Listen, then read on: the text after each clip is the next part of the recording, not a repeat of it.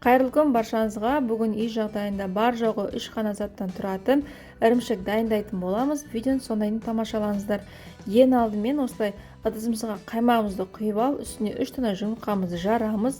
Жұмыртқамыздың барлығын жарып болғаннан кейін дәміне қарай өздер тұз салсаңыздар болады. Мен тұз салдым, бірақ ол өкінішке орай видеоға түспей қалыпты.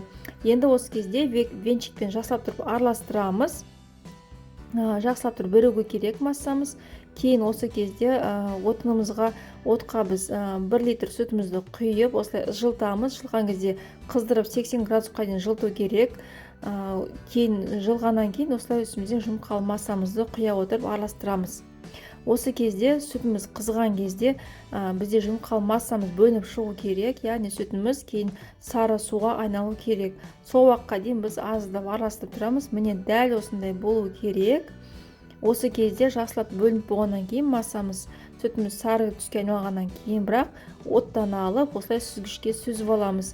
Сіздер сүзгіш болмаса, марлеге сүзіп алсаңыздар болады. Және бөлек ыдысқа, осылай шағын ыдысқа ірімшігімізді саламыз. Үстіне жақсылап тұрып басамыз, яғни біркелкі пішінде болу үшін. Үстіне осылай жақсылап тұрып басып, мен кейін осы форманың крышкасын шеттерін кесіп үстіне бастым. Мінекей осылай. Және үстіне ауыр зат қойдым, ұмытпаңыздар. Бір күнге холодильникке қойып қойсаңыздар болады. Мінекей осымен ірімшігіңіз дайын, өте дәмді болып шықты. Дәмі ерекше, міндетті түрде сіздер де дайындап көріңіздер. Видео ұнаған болса, каналыма тіркеліп, лайк басуды ұмытпаңыздар. Астарыңыз дәмді болсын.